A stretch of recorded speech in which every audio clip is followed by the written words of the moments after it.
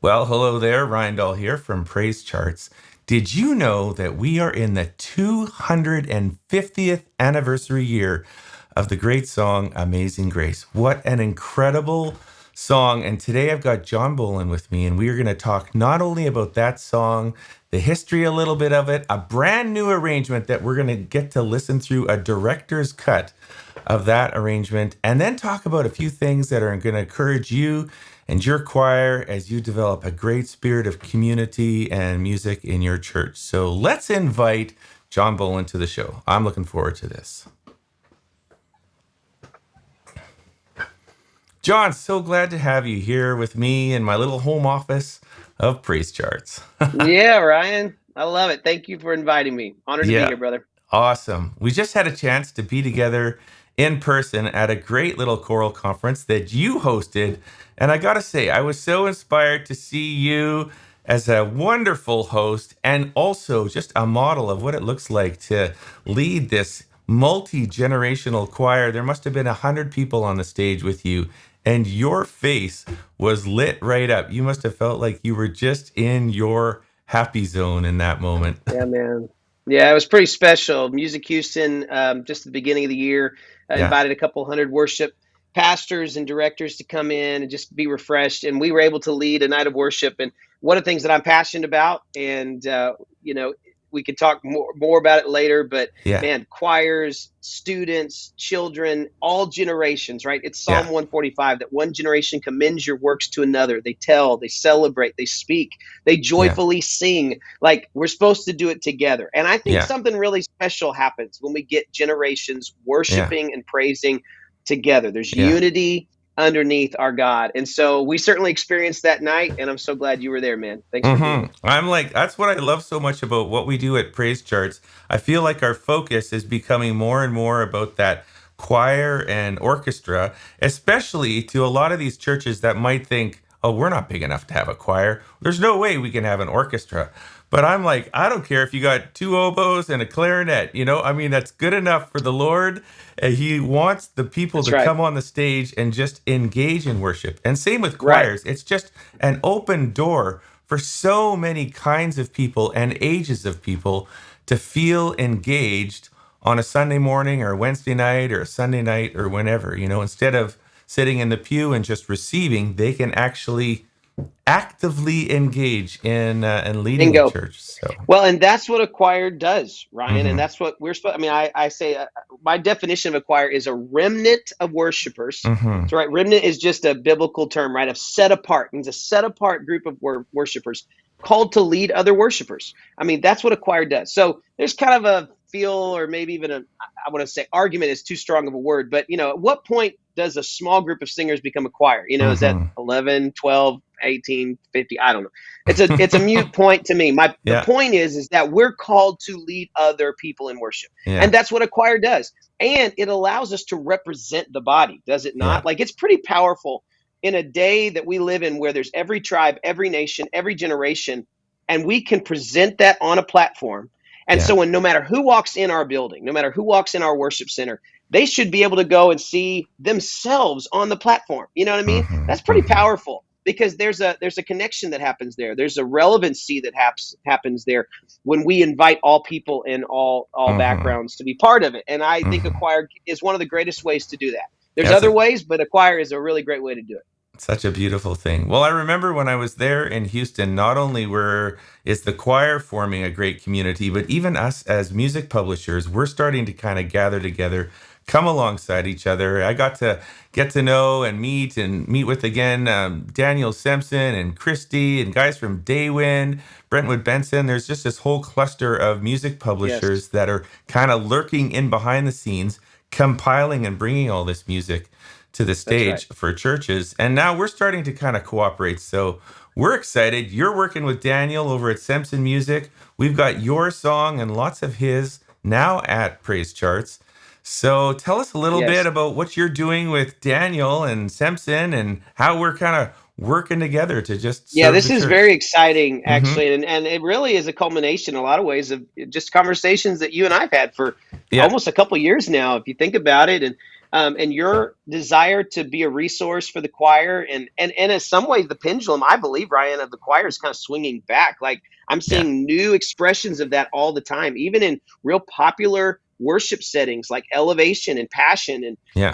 they're having mass vocals behind them, which is wonderful. Now it may not look like every choir in America. But isn't that the beauty of it? Like it Yeah. should be just the people, again, a remnant of people learning, leading other worshipers. So yeah, to go back to Daniel and this in Semsen Music, Daniel and Christy are dear friends. They're wonderfully talented people and have a heart for the church and the choir, and even children's choirs and all generations for that matter. Daniel and Christy were with Word Music for many years. I was with Lifeway for many years, and kind of during COVID, both of those channels ended in some different ways. Hmm. And it just created an opportunity, and I have so much respect for Daniel and Christy for kind of standing in the gap and saying, hey, there's a need here. Because there was quite a few publishers, as you well know, Ryan, that closed their doors or Hmm. changed their Hmm. direction or changed their mission when it came to choral and multi-generational resources. And so Daniel and Christy said, somebody needs to stand in the gap. Hmm. And so they did. And so over the course of the last really year and a half or so, we've been partnering together. God's really blessed. SemsenMusic.com is kind of new in this world, but I just really feel like there's a fresh wind in that. And like you said, all the publishers, it's really sweet time right now. Even we Yeah. experienced that a couple weeks ago. We're all feel like we're on the same team, in Yeah. some ways. I know that could be seen as competitors, but I just don't feel that way.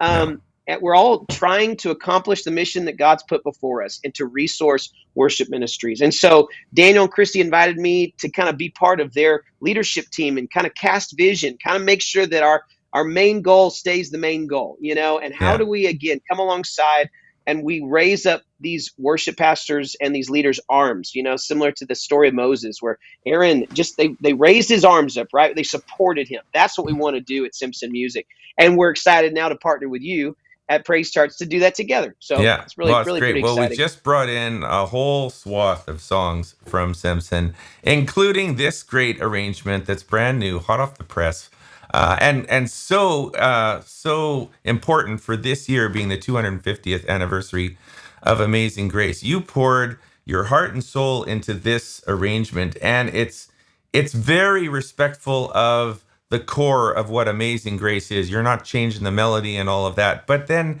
it's also a very creative arrangement. It's emotive. It's almost like symphonic, like a bit of a Mm, movie score kind of vibe to it. yes, So I we're appreciate going to that, listen man. through that in a second, but just give us a little bit of a backdrop to this arrangement, some of the heart and preparation that went into creating it, and then let's take a listen together. Yeah, sure. So one of the things that I do is I help lead an organization called Worship Convergence International, and we help get choirs and orchestras and worship teams outside the walls of their church on mission or heritage type of tours. And it's really exciting what God's doing at Worship Convergence. But one of the trips that are really becoming popular right now is we take a British hymns tour. So we take people over there and go surrounding London and all kind of some of these beautiful towns where some of the great hymns of the faith were written, from the Wesleys to Isaac Watts to John Newton. And so when we went there this last year, I started to realize that 2023 is the 250th anniversary. This was January 1st of 1773. Hmm. John Newton stood up in his church there in Olney, England, St. Peter and St. Paul's Church, and presented, this hymn for the first time. And interestingly enough, he actually wrote in his diary that day that it felt like it didn't land and nobody responded. And did he realize like the Lord even used his sermon today? I mean, little did he know Wow. that the hymn that came out of that day would literally be, I mean, arguably the most beloved hymn of Yeah. all time. I don't Yeah. think anything comes close, to be honest with you. I mean, there's some great hymns out there, but I mean, good grief, it's Amazing Grace. Countless languages, countless countries and nations and tongues. So anyway, I think that's really interesting. So when we realized that this was coming up, Daniel and I said, we got to do something about this. This is a big deal. And Daniel said, "Well, do it.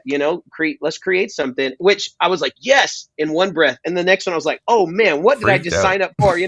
Because of course it's beloved, and I just didn't want to mess it up. I didn't want to, and again, how many hundreds of different arrangements of this are out there? So I really did, like you said, try to make it one picture of a growing journey of the Hmm. Christian faith. And that's Hmm. really what Amazing Grace is. It is Mm-hmm. declaring the ups, it is declaring the downs, it's declaring the dangerous toils and snares, and it's declaring, our hope of tomorrow. And Mm-hmm. interestingly enough, the last verse that Newton wrote, which you'll actually notice right there that you're scrolling, we actually put in the anthem the story of Amazing Grace, because we Hmm. really wanted to commemorate this in a really sweet way. So if you get the anthem, you actually see a lot of this inside it, and able to share that story. But the last verse originally was, "The earth shall soon dissolve like snow, the sun forbear to shine. But God who called me here below will be forever mine." Some people think Mm-hmm. Chris Tomlin, wrote that when he redid his version, some 20 years ago, I guess, or so. But that's not true. That was the last verse that Newton wrote, and the last verse that we know today, which is, "When we've been here 10,000 years," didn't come till much later. So I tried to kind of do it justice and say, hey, we got to put that back in there and make it what Newton originally wanted. But how do you not sing the last verse that we know? So then we kind of build it up, as you'll see here in a minute, Mm-hmm. and kind of make it real majestic there at the end with our hope of eternity. Mm-hmm.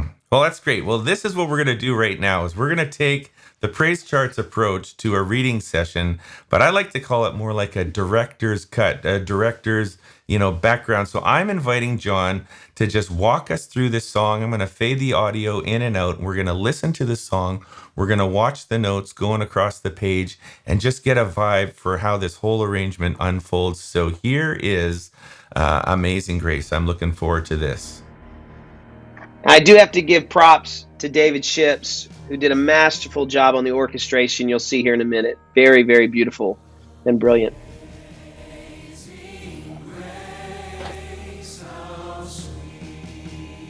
So emotive. And simple on purpose.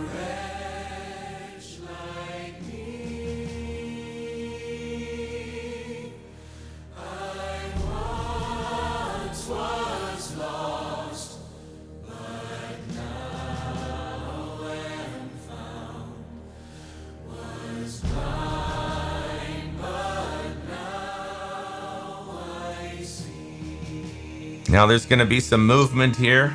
So you'll see, Yeah. as I said before, I see this as one big journey. So every verse, there's something that happens, whether it's a little lift, the men take off here in a minute, the ladies will do that as well. But it's still heavy, if you can kind of feel it, right? Yeah. It's anticipatory, but it's heavy because, again, we have not released it yet. Musically, we will in a minute, which I love to do musically. You're creating a picture. Yeah.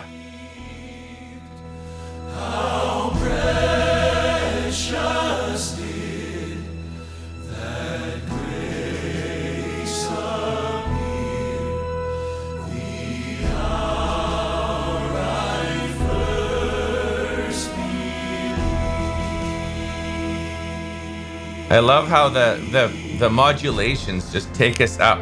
It's like stepping And it's not forward. hard, right? So for those that are listening, that you go, oh man, key changes freak my people out. Like, I promise you, these are not all that difficult. Yeah. I did that on purpose. So really, any size choir could get their teeth into it. Yeah.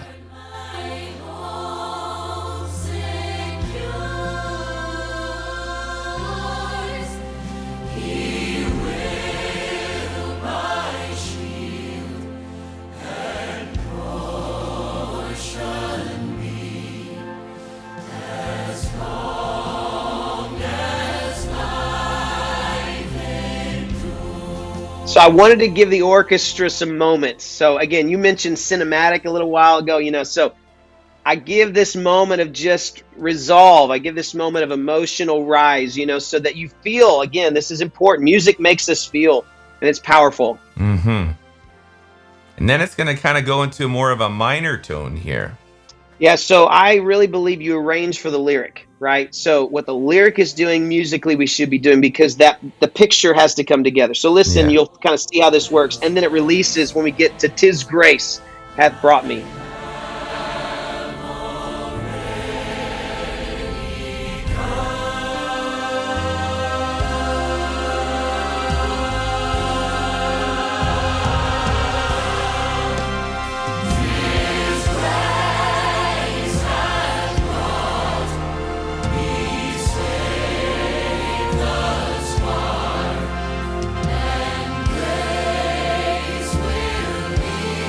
And what most people are used to is it going to the last verse right there. But we bring it back down and we give Newton's original last verse a moment. The earth shall soon And just the dissolve. woman And can you now. imagine? And yeah, and can you imagine again, January 1st, 1773, in Olney, there's snow on the ground, right? There's a picture that Newton is showing that look, the snow, even right now, is going to fade. But Yeah. God who called me here below, will be Yeah. forever mine. And a modulation down. But it works.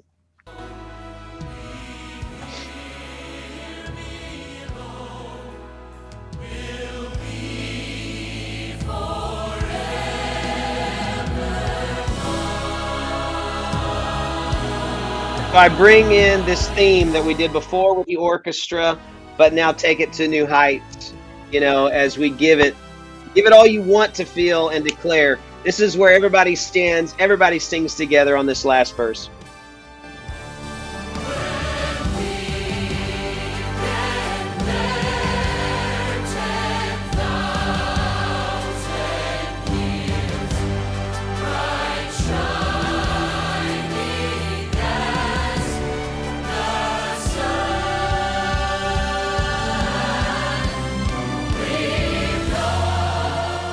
And kudos to David Ships for orchestrating this, eh? Beautiful. Yeah. Beautiful. David is a rock star.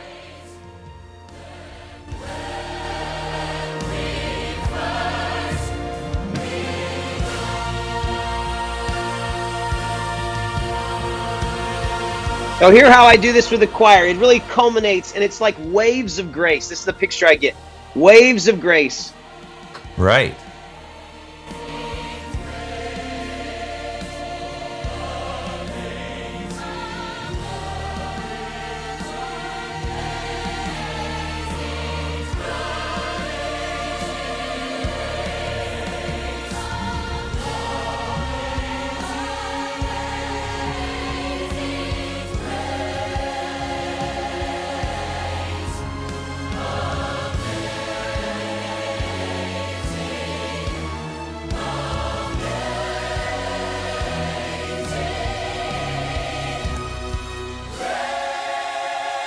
Yeah.